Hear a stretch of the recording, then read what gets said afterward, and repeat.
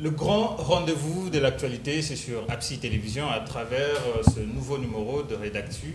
Eh bien, j'ai l'honneur de recevoir pour vous sur ce plateau 4 invités. Il y a 2 qui sont d'un même parti politique. Il s'agit du Congrès des démocrates pour le progrès social. Et il y a aussi un invité qui est aussi un journaliste, analyste indépendant. Et j'ai aussi l'honneur de recevoir un cadre de AREP, parti cher à Guilwan Domboyo. Voilà, nous allons ensemble analyser l'actualité de toute une semaine. Cependant, nous allons prendre le tout premier thème concernant le processus électoral.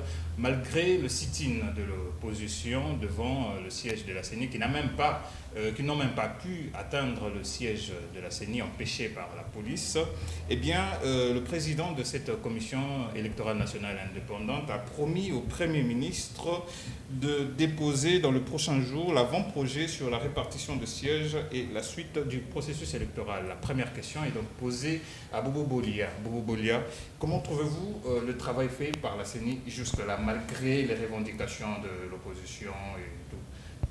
Merci beaucoup, monsieur le journaliste, et merci également de cette opportunité que vous venez de nous offrir, c'est que nous puissions analyser l'actualité politique ici en République démocratique du Congo. D'entrée de jeu, je félicite d'abord le travail abattu par la Commission électorale nationale indépendante à travers son président, Denis Kadima, qui ne cesse en tout cas de surprendre les côtés de l'opposition parce que, partant du travail qu'il a abattu, je pense que c'est ce qui est même en train d'énerver les côtés de l'opposition pour qu'ils essaient un peu de se mettre, en tout cas, dans tous les... quand même l'opposition sans raison. Mais je pense qu'il est en train d'énerver l'opposition parce que l'opposition a quelque part besoin de freiner les processus électoraux. De quelle manière? Partant de tout ce... Parce que si l'opposition était prête d'abord pour aller aux élections, c'est les moments qui se préparent pour aller aux élections. C'est-à-dire que dès lors que vous avez appris que le processus électoral est en marche, préparez-vous également pour affronter les élections. Dès lors que vous ne vous préparez pas pour aller aux élections, mais vous vous mettez à manifester, à créer des manifestations, à déranger même les sièges de la Commission électorale nationale indépendante. Si vous arrivez aujourd'hui à vandaliser ces sièges avec la qualité des militants qu'ils ont, vous voyez maintenant avec quel CENI que nous allons aller aux élections. C'est-à-dire l'opposition n'est pas prête pour aller aux élections. Alors on comprend que vous êtes optimiste en ce qui concerne le travail fait par la CENI, mais est-ce que votre co-débatteur à côté de vous, M. Ange Kassenwe, qui est aussi un haut cadre de AREP, vous pensez que le travail fait par la CENI peut aboutir un jour à un processus électoral crédible? En tout cas, merci d'abord, monsieur le journaliste, merci de votre invitation et merci à nos téléspectateurs et à mes camarades invités. En tout cas, donc moi je suis confiant parce que l'avenir de toute la République en dépend. Il faut savoir qu'il y a quand même des difficultés, il faudrait aussi les souligner, mais le travail qui a été abattu jusqu'à présent, moi je pense que la CENI est en train de respecter le calendrier. Et donc c'est ça. Alors, puisque la CENI respecte le calendrier, mais il faudrait quand même prendre en compte les revendications de la population. C'est pourquoi je vais prendre les réactions de mes invités à ma gauche. Je commence avec Emmanuel Kouzieme. Vous êtes au cadre du CDPS, Congrès des démocrates pour le progrès social. Vous êtes dans l'Union sacrée. Est-ce que les revendications de l'opposition ne peuvent pas être prises en considération dans votre camp, au niveau de l'Union sacrée? Merci beaucoup d'abord de m'avoir accordé la parole, surtout de nous avoir invités sur ce plateau. Mes respects à tous ceux qui sont avec nous. C'est un plaisir partagé. Merci beaucoup, merci beaucoup. Oui, la question est bien posée. Quant aux réactions par rapport à ce qui se passe avec l'opposition, oui. Nous trouvons que cette opposition est en mal de position. En mal de position. En mal de position. Pourquoi? Parce que, c'est comme a dit mon... Monsieur Kassenwe. Monsieur Kassenwe. L'opposition a peur des élections. A peur des élections, pourquoi? Parce que, la CENI est d'abord à ses prérogatives, qu'elle remplit jusqu'à ce jour correctement. Mais à suivre les chaînes de télévision, la presse orale, tout ça, nous trouvons que les gens qui sont dans l'opposition disent n'importe quoi. Par exemple, que ce pays n'appartient pas au président Tshisekedi et à ses amis. La CENI est en train d'organiser des élections chaotiques. pendant que jusque-là, nous sommes encore au début. Et à ce moment-là, il faut que l'opposition nous prouve en quoi l'organisation des élections est chaotique. Comment on peut déjà dire quelque chose pendant qu'on n'est pas encore arrivé à créer Mais est-ce que ce n'est pas parce que au départ de ce processus, avec cette opération d'enrôlement des électeurs, déroulée avec des failles, vous l'avez vu vous-même, il y a des agents de la CENI auprès desquels on a retrouvé quelques kits électoraux. Vous ne trouvez pas que la CENI, l'opposition a quand même raison de revendiquer? Oui, mais en fait, l'opposition fait ce qu'elle fait. L'opposition n'est pas là pour applaudir ceux qui sont au pouvoir. Hein? Mais elle oublie son rôle à jouer dans la société. Le rôle de l'opposition n'est pas seulement de décrier, de dire n'importe quoi. Mais l'opposition doit savoir réfléchir à tout moment qu'on pose un acte. Mais à voir ce qui s'est passé. On dit aujourd'hui, par exemple, que la CENI fait très mal son travail. Mais nous avons été à la CENI la fois passée, le 28 avril. Avec la journée des portes ouvertes. Oui. La journée porte ouverte. Nous avons été invités, nous avons répondu à l'invitation. Et toutes les tendances politiques étaient conviées à se présenter à cette rencontre-là.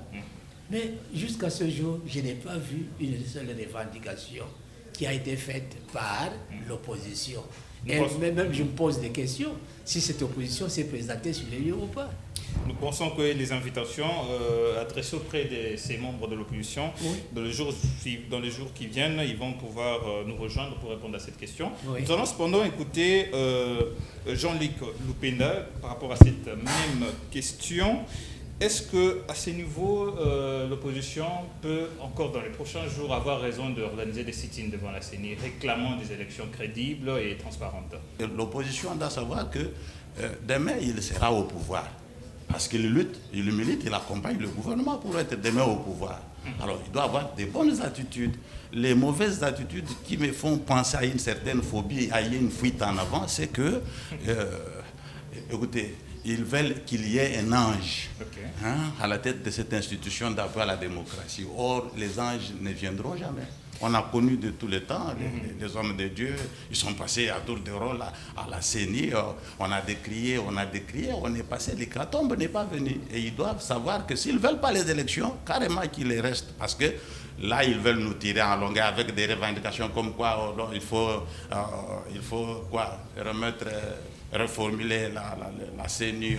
Mais est-ce que le glissement ne sera pas là si on se met aujourd'hui à accepter ce qu'il dit? Mais à travers cette proposition, et bien qu'il prévoit le glissement, il y a aussi quelques pistes de solutions dans leur mémo. Non, dans leur mémo, les pistes de solutions, les dialogues, pourquoi dialoguer? Y a-t-il crise?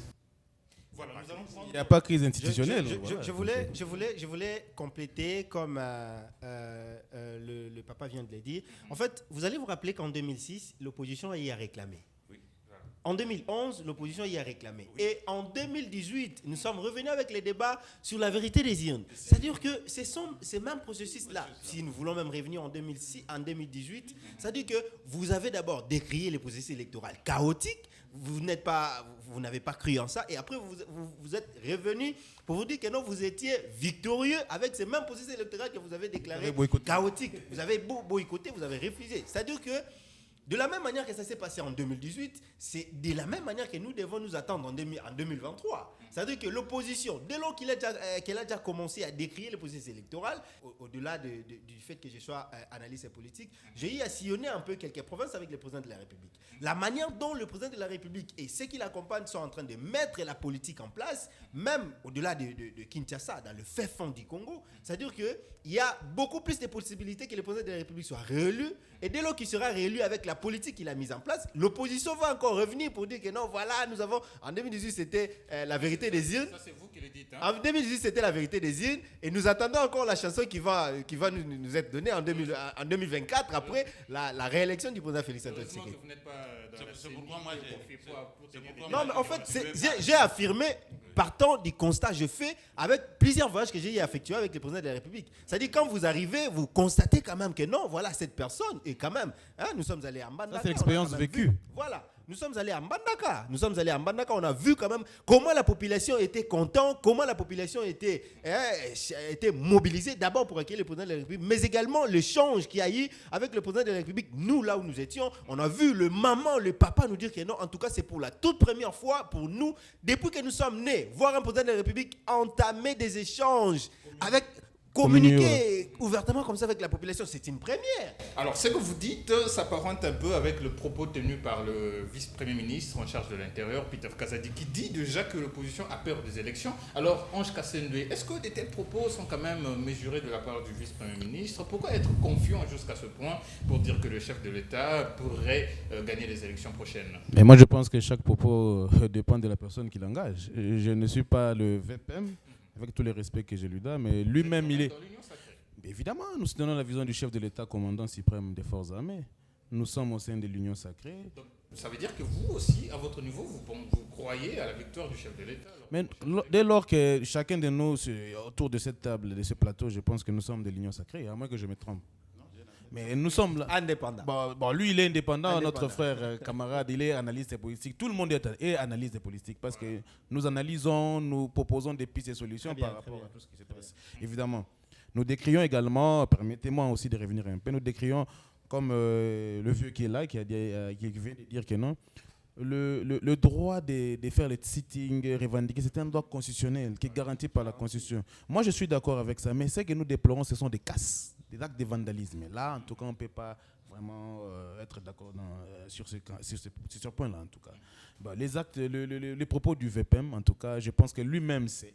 Et puis, c'est une autorité étatique de l'État. Et il a des arguments assez solides. Moi, je ne pourrais pas être à sa place pour ne pas aller à l'encontre.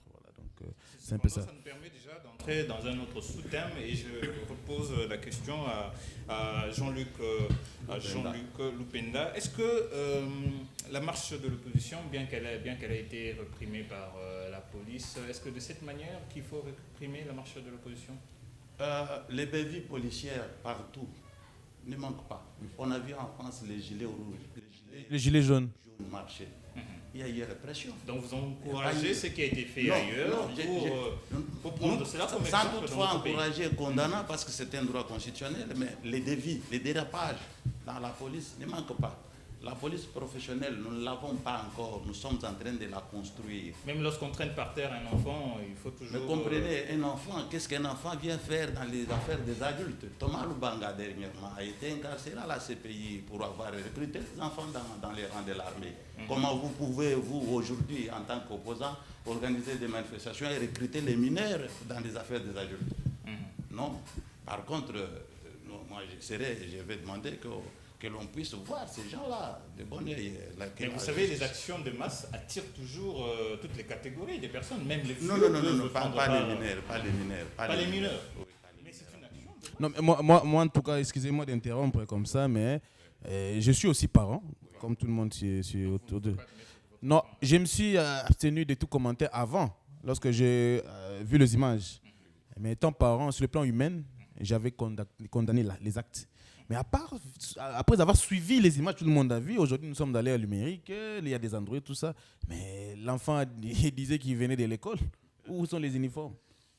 Il était dans l'équipe qui était là en charge, donc qui était commis pour des forfaits. Donc nous condamnons cela. Bien avant, j'aimerais les forces de l'ordre sont là pour restaurer la paix, la sécurité, protéger le bien. Mais c'est vraiment déplorable. Moi, je pense que vraiment, même le parent en est pour quelque chose. Bien avant, je prends la parole sans que vous puissiez m'accorder. Bien avant, il faudrait également que nous puissions analyser ces images. Si vous analysez ces images, vous allez voir bien avant, ces petits-là étaient en train de lancer des pierres. Mais oui. Non, ça c'est... Qu'est-ce qui prouve que c'est... Mais il y a les images. Mais après ici, même ici, je peux vous montrer les images. On a vu les images où cet enfant était en train de lancer des pierres aux policiers avant qu'on puisse l'appréhender.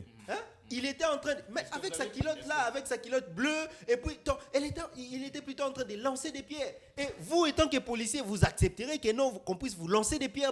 Et puis, il faut traîner l'enfant par terre. Non, mais bien avant, les petits a commencé d'abord par menacer la police. Vous, étant que policiers, on vous lance des pierres comme ça. Quand bien même que nous devons condamner également l'acte posé par la police, de prendre des bâtons, mettre sur les garçons. Mais également, il faut revenir au début de l'action pour comprendre. Mais vous savez quand même qu'il existe un tribunal pour enfants. Pourquoi ne pas le traîner à la justice? Mais qu'est-ce qu'on a fait de lui quand on l'a pris d'abord, et après. Il est passé à ta main. Non, mais vous allez... Bon, c'est ce que le papa vient de dire. C'est-à-dire, nous n'avons pas encore une police dont nous pouvons nous taper la poitrine et dire que non, voilà, ça y est, ils ont le niveau qu'il faut. Hein? Voilà, nous avons également l'occasion de condamner l'acte posé par les policiers. Mais nous devons également interpeller l'enfant. Qu'est-ce qu'il est venu faire? Qu'est-ce qu'il est venu faire là? Qu'est-ce qu'il a poussé Les organisateurs de la marche. Voilà. Également écouter Emmanuel Et Koussé qui a aussi- attendez, pardon, avant que vous puissiez aller chez le papa, j'aimerais relever un point ici très important qui s'est passé par ces marches-là. Ces jours-là, il y a eu une journaliste qui a connu un problème grave. Oui. Hein, il y a eu une journaliste qui a connu un problème grave, qui a été blessée au niveau de la tête. Et donc, nous avons vu le vidéo circuler sur les réseaux sociaux et on a vu les acteurs du côté de l'opposition dire que non, cette vidéo, c'était une militante de l'IDPS, et plutôt de la Mouka ou encore de l'ECD, dont le policier aurait blessé. Mais moi, ça m'a écœuré, ça m'a étonné de voir que non, cette fille-là, je la connais très bien, c'est une journaliste qui était venue seulement pour faire son travail de journaliste et pour couvrir l'intégralité de et qui s'est retrouvée face aux Koulouna qui ont infiltré la marche et qui avaient des machettes. Et ces Koulouna-là voulaient ravir même la caméra, les matériels de travail de cette journaliste. Et face à cette résistance, les Koulouna ont lancé des machettes sur la fille et la fille s'est retrouvée par terre. Et j'ai vu certains politiciens de l'opposition, dont je n'aimerais pas citer les noms, qui ont véhiculé la vidéo pour dire que non, voilà, les policiers ont blessé une militante Ce n'est pas les policiers qui ont... Non, mon frère, ce n'est pas ça. Ce n'est pas la réalité. Vous allez voir que dans des marches comme ça, il y a également, ils profitent également pour faire une très mauvaise communication pour désorienter la population, dire que non, voilà, ce sont les policiers, alors que, quand bien même qu'on peut dire que non, les policiers n'ont pas atteint le niveau, mais on a vu le président de la République féliciter les policiers qui a quand même bien, ils se connaissent d'ailleurs depuis que le président de la République était du côté de l'opposition, qu'il a quand même félicité. Au-delà de bavures que nous pouvons condamner aujourd'hui, dire que non, les policiers ont quand même... Mais il y a également les travaux bien faits. Il y a eu quand même zéro mort. Il faut aussi signaler les efforts que l'État est en train de faire parce que bientôt il y aura l'académie de la police. L'académie, voilà. Et également, ça va permettre à ces policiers dont nous condamnons aujourd'hui d'être recyclés. Voilà, d'avoir encore un niveau. Voilà, d'avoir encore un niveau plus élevé pour bien encadrer encore la population qui vont manifester dans les jours à venir. Alors, Emmanuel Kouzémé, vous êtes dans l'Union sacrée. Vous ne trouvez pas que le travail fait par la police met un peu en entrave les efforts du chef de l'État en matière de l'État de droit? En fait, je ne sais pas s'il faut raisonner de cette manière-là, parce qu'à tout moment qu'il y a marche, il y a toujours la police qui intervient pour essayer de recycler les choses. Et l'intervention peut être rigoureuse, efficace, et l'opposition prend ses gardes. Elle ne vient pas en holocauste. L'opposition vient pour franchir la barrière. Et pourquoi la marche de l'UDPS n'a pas été réprimée? Vous me posez la même question. Pourquoi la marche des Kimbanguistes n'a pas été réprimée? Donc cette marche a été totalement pacifique, c'est ce que vous voulez dire? Mais ils ont respecté les itinéraires. Ça d'abord, oui. Ils ont respecté l'itinéraire. C'est ça. Vous n'allez pas me dire ce qui s'est passé chez les Kimbanguistes. Alors, cependant, permettez-moi alors de rebondir sur une autre question. Oui. Pourquoi l'hôtel de ville a permis à ce qu'il se tiennent 3 marches de 3 différents visions? Oui, vous me posez une question à laquelle je répondrai comme ceci. L'hôtel de ville a sa manière de voir les choses. Okay. Ce n'est pas nous qui pouvions dire à l'hôtel de ville de faire ça et ça et ça. Mais si l'hôtel de ville a permis à 3 formations politiques de pouvoir organiser la marche cette journée-là, c'est parce que, il a tenu compte des itinéraires de tout un chèque. Que chacun des partis politiques. Mais par prudence, quand même, puisque c'est l'opposition qui avait proposé en premier la date pour la tenue de cette marche, et puis la Ligue des jeunes de l'IDPS qui est venue par après, et puis la CP. Mais par prudence, il fallait arranger les choses de manière assez évolutive. En fait, oui, je vous rejoins. Ce serait ça. Malheureusement, C'est pas moi qui vais revoir les calculs de l'hôtel de ville. Parce que l'hôtel de ville, en acceptant que la marche réussisse, a été en contact avec les autres forces de sécurité. Et ce qui se passe en matière de sécurité n'est pas ce que nous ne voyons pas de la même manière. Vous comprenez? Alors nous allons également écouter Jean-Luc Lupenda. L'hôtel de ville prévoit dans les prochains jours émettre une plainte contre l'opposition après les cassures qui ont eu lieu le jour de marche. Vous pensez que c'est une bonne démarche? Bien entendu. Parce qu'il y a eu les mineurs dans les rangs de l'opposition, comme porte-étendard. Et quand on parle de cette brigade de l'UDPS qu'on appelle communément Force du Progrès, qui a aussi connu quelques actes, pourquoi ne pas les condamner? La Force du Progrès n'a pas existé aujourd'hui, elle a existé longtemps. Et vous savez qu'il y a eu beaucoup de marches, la Force du Progrès a été toujours incriminée, il y a eu beaucoup d'arrestations dans les rangs des Forces du Progrès. Alors ça ne fait pas... Il faut aussi signaler que dans ces pays, il y avait aussi les bérets rouges. C'est ce que je suis en train de dire. Tout à fait. Dans tout ça, il y a eu partout des dérapages dans les bérets rouges, dans les forces de progrès, dans les parlementaires de... Mais on a comme l'impression que ce n'est que l'opposition qui est condamnée, avec cette plainte émise par... Oui, il a raison, parce que l'hôtel de ville, dans ses prérogatives régaliennes, connaît pourquoi il le fait. Parce qu'il a tracé des itinéraires pour tout un chacun. Et la Constitution prévoit, à l'âge de moins de 18 ans, on ne peut pas aller se faire porter dans des marches des adultes. Thomas Lubanga, je venais de dire ici, pour avoir recruté les enfants, il a eu ce qu'il a eu comme sort. Et bien entendu, rien ne sera, ne peut rester impuni pour les organisateurs de cette marche, parce qu'ils doivent comprendre qu'il y a des lois qu'il faut respecter dans ce pays. Alors, Ange Kassendwe, vous qui êtes dans le parti politique cher à Guy Luando-Mboyo, Agissons pour la République, un parti politique qui prône plus la République. Mais pourquoi on a comme l'impression que Moïse Katumbi, puisque parler en tant que membre de l'Union sacrée, Moïse Katumbi qui avait décidé de rejoindre le Congo central a été empêché d'y entrer par le gouverneur du Congo central. Est-ce que, de cette manière, vous ne trouvez pas que l'opposition subit en tout cas des actes assez dictatoriaux du régime? Bon, je tiens tout d'abord à signaler que je suis membre d'un parti politique qui est dénommé AREP, qui signifie Agissons pour la République, qui est un parti socialiste libéral qui prône l'homme au milieu de tout projet. L'homme qui n'est pas dépendant à 100% de l'État congolais, l'homme qui a des idées, qui est entrepreneur sur lequel l'État peut booster. Voilà, donc l'initiateur du parti, c'est le camarade Maître Guy Luando-Mboyo. Et puis, bon, revenons à votre question. Ce qui se passe, ce qui s'est passé le Congo central, je pense que le Congo central est une entité aussi parce qu'il est géré par un gouverneur. Les décisions de la ville-province du Congo central ne dépendent pas de la ville-province de Kinshasa. Ils ont des arguments, mais je pense que le gouverneur a été rappelé ici en urgence par le VPM intérieur. Et moi, en tout cas, j'ai condamné. Ce n'était pas quand même assez bien parce que la Constitution garantit Parce que même son podium qui a été déjà monté pour la tenue de son meeting a été... C'est déplorable. Il faut qu'il y ait aussi l'opposition dans ce pays parce que lorsqu'il y a des choses qui ne marchent pas, il faudrait que l'opposition puisse aussi donner des pistes et solutions, revendiquer.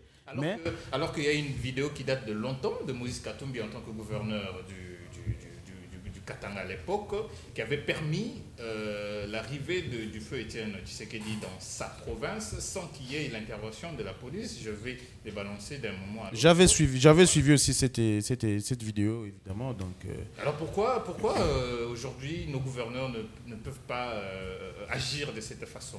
Évidemment, nous on peut faire que des analyses, mais on n'est pas à la place de ceux-là pour décider. Voilà, donc c'est là. Donc ça veut dire que dans l'Union sacrée, il y a aussi des actes qui sont quand même condamnables.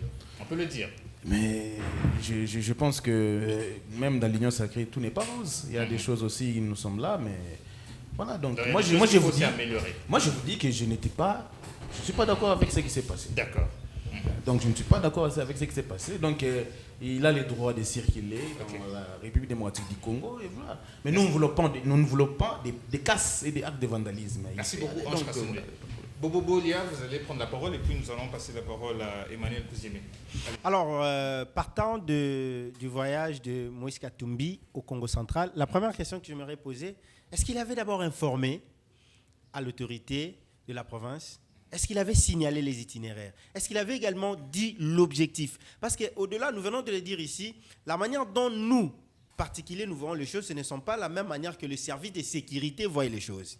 Vous voyez, vous êtes à la tête d'une province. Supposons, je gère la ville province de Kinshasa. La manière dont j'ai la vision de voir les choses, ce n'est pas la manière dont toi, citoyen, tu vois les choses. Moi, j'ai les services de sécurité. Toi, tu n'en as pas. Et la manière dont moi, les services de sécurité conçoivent les choses, ce n'est pas de la même manière que tout le monde. Mais c'est tout le monde qui voit les choses. Vous êtes dans la société comme ça, vous circulez normalement. Alors que l'autorité provinciale sait déjà qu'il y a des mobondo là-bas dans la province, plutôt à Maluku, dont le particulier ne le savent pas. Ils doivent attendre à ce qu'on puisse l'amener l'information, alors que l'autorité a été préalablement informée. C'est-à-dire que dans ces déplacements de Moïse Katumbi, je pense que les autorités ont été averties d'abord, partant de la situation sécuritaire, non seulement pour qu'on ne reste pas seulement dans la province du Congo central. Moïse Katumbi a voulu également partir dans la province à Kikwit, je pense. Hein? Là où il y a à tout moment les conflits entre Teke et Yaka, les gens ne s'entendent pas, il y a l'insécurité là-bas. Et vous voulez aller tenir des meetings là-bas. Hein? Au moment où vous allez rassembler beaucoup de personnes, et puis ça peut encore faire que non, il y a les Teke là-bas, il y a les Yaka là-bas, et ça peut encore dégénérer. Vous voyez un peu, c'est-à-dire la manière dont nous voyons les choses, ce n'est pas de la même manière que ceux qui dirigent voient les choses. Il y a une vision plus large pour eux, contrairement à nous qui sommes encore, qui voyons les choses normalement. Je pense qu'il y a également des raisons dont nous devons poser, entre autres des raisons sécuritaires, pour protéger la population, parce qu'on ne peut pas seulement permettre pour permettre, on doit également tenir compte du bien-être de la population, de la sécurité de la population. Est-ce que réellement, si cette marche ou encore ces meetings s'est tenue, la population sera sécurisée? Est-ce que les itinéraires choisis vont mettre la population à l'aise? Est-ce que l'objectif est... Vous voyez un peu, il y a tout qui tourne derrière ça, et donc... Voilà, dont les autorités provinciales doivent également s'atteler. Je pense que ça doit également tourner dans le même sens pour chercher le bien-être ou encore la sécurité de la population. D'accord. Est-ce que, Emmanuel Kouzémé, vous allez faire la même analyse que Bobo Bolia? En effet, bon, qu'est-ce qui se passe en fait avec l'opposition? Nous sommes dans une période cruciale. Okay. Nous allons vers les élections. Mais l'opposition, dans son agenda, a préparé beaucoup de choses. Est-ce que l'opposition voudrait que le président Félix-Antoine Tshisekedi soit réélu? Non. Pour l'opposition, il faut repartir à zéro. Et même s'il faut refondre la CENI, même s'il faut passer au dialogue pour que tout le monde se retrouve et partager le gâteau, ce sont parmi les objectifs poursuivis, ceux que nous citons ici. Et ensuite, Moïse Katumbi avait permis au président Étienne Tshisekedi de pouvoir atteindre Lubumbashi sans problème. Mais à chaque période... autre temps, autre mœurs. Autre temps, autre mœurs. C'est que le président, le gouverneur Katumbi était bien informé de la situation sécuritaire de sa région. Il n'y avait pas entrave. C'est comme ça qu'il avait permis au président Étienne Tshisekedi d'atterrir à Lubumbashi et rien ne s'est passé. Mais au moment où nous parlons maintenant... Et puis Moïse Katumbi n'avait même pas une forte délégation dans sa suite. Je vous en prie, ce n'est pas la délégation qui importe dans cette histoire, mais c'est ce qu'on voudrait atteindre comme but.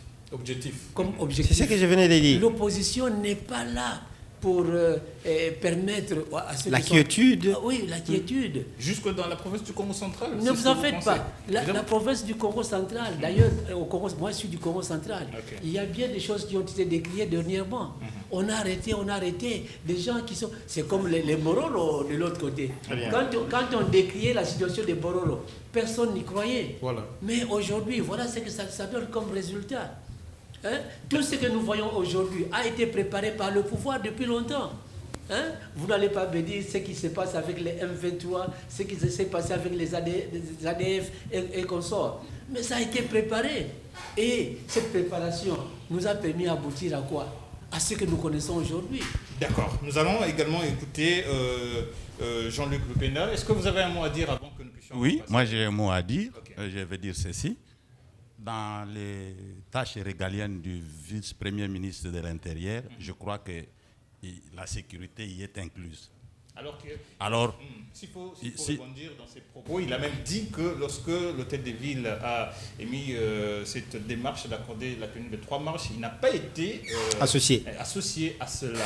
Est-ce que vous allez toujours dire que le VPM de l'Intérieur a raison dans ses propos? Oui, dans sa décision, c'est une décision d'un haut responsable du pays. Parce que la sécurité que lui est en train de garantir n'est pas d'une seule personne, c'est de tout le monde, y compris Moïse Katumbi de l'opposition. Alors lui ayant déjà constaté qu'il y avait de quoi que là-bas, il devait que protéger Moïse Katumbi, qu'ils ont toujours protégé. Je vous dis, le régime Fachi a toujours protégé. Hein, il a été ici décrié personne non grata dans ce pays avec le régime passé. Et vous savez comment il y est revenu. Et alors, je vais vous dire ceci, et nous l'avons réintégré, nous disons qu'il a le droit de faire ce qu'il peut faire en tant qu'opposant, mais il a droit à notre sécurité, donc à la sécurité du vice-premier ministre. Donc ce gouvernement doit protéger Moïse Katumbi en tant qu'individu, parmi tant d'autres. Donc il n'a pas à se plaindre du tout, parce que quand un responsable juge qu'il y a de l'insécurité pour un tel homme, il doit le protéger. Nous sommes en train de le protéger. Le pouvoir de Fachi protège Moïse Katumbi jusqu'à preuve du contraire. D'accord, nous allons prendre une thématique qui va nous aider à poursuivre cette émission avant d'entrer dans la thématique spéciale concernant la justice. Je commence avec Bobo Bolia. La force régionale de l'EAC, le retrait est prévu probablement au mois de juin prochain. Vous pensez que la venue de la SADC peut apporter une lueur d'espoir dans la sécurité dans l'est du pays? Qu'est-ce que l'EAC a fait, qu'est-ce que l'EAC n'a pas fait que l'on puisse le reprocher?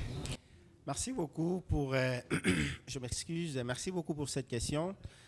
Moi, je pense que, premièrement, le président de la République a déploré la façon de faire les choses de l'équipe qui était d'abord mise en place, parce qu'ils n'ont pas atteint les objectifs.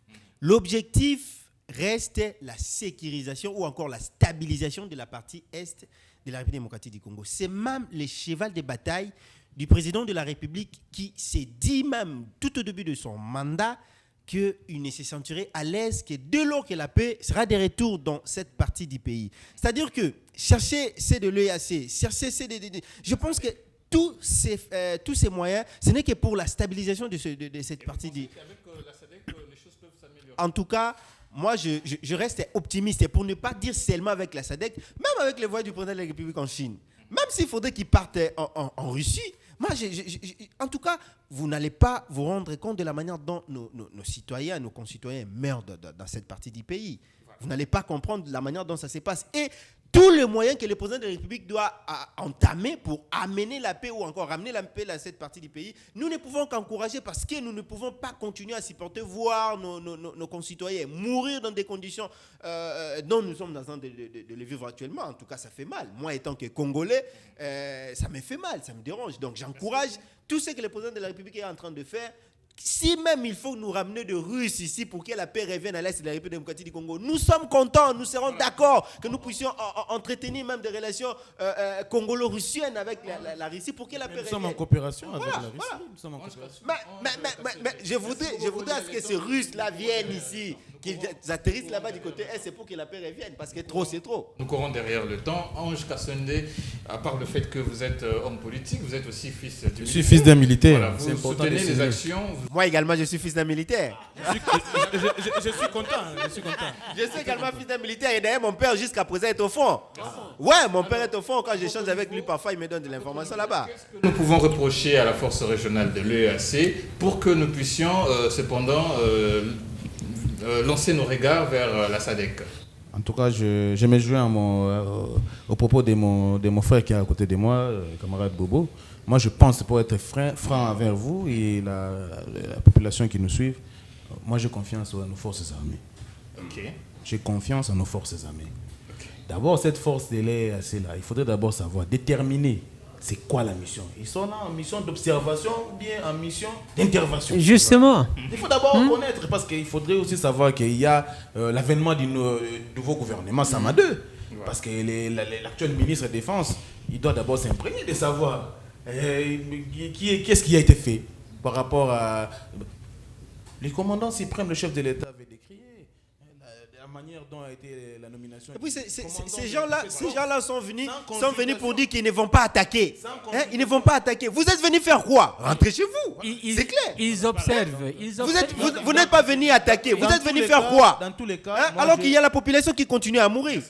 Dans tous les cas, moi je soutiens les forces armées depuis le côté du Congo. Et puis l'EAC, oui, c'est bien, mais moi je pense que notre force armée a juré fidélité à défendre l'intégrité territoriale. Très bien. Et ça jusqu'au sacrifice suprême. Donc c'est ça. La force de l'AIC, nous sommes membres des pays, des organisations régionales, sous-régionales, mais il faudrait maintenant revoir c'est quoi la mission de cette force de l'AIC. Donc, et puis aller dans le sens de l'évaluation à tout moment. C'est ça que un mois, 2 mois après, évaluer la mission. Qu'est-ce que la mission a fait? S'ils n'ont pas accompli, qu'ils partent. Voilà, c'est important. C'est tout à fait clair. Emmanuel Kouzémé, votre analyse par rapport à cela? En fait, nous sommes ici, nous voyons ce qui se passe sur le terrain. S'il faut que la paix soit ramenée à l'Est, ce serait depuis longtemps. Okay. D'abord avec l'avènement de l'ONU et ensuite des forces africaines qui sont installés là-bas. Et malheureusement, grande est notre déception de constater que tout perdure. Est-ce qu'il ne serait pas, comme venait de dire mon ami de la REP, compter d'abord sur ses propres forces? Autant compter d'abord sur ses propres forces parce que le Congolais ne trahira pas son pays. Très bien. Quelles que soient les conditions, nous devons tout faire pour bouter l'ennemi dehors et récupérer cette terre qui est la nôtre, qui est la terre de nos ancêtres, qui est là pour alimenter Kinshasa des denrées alimentaires et de tout ce qu'il y a comme produits miniers. Donc, pour moi, il faut d'abord compter sur les forces congolaises avant de compter sur les forces africaines qui ne viennent que pour s'enrichir et pour qu'elles soient aussi dédommagées pour certaines facilités. C'est ça aussi. Mais il faut signaler que les moyens qui sont mis à contribution pour que cette force, on peut le mettre à contribution de nos forces armées, les équiper, apporter les moyens logistiques, on peut faire le boulot, il peut faire le job.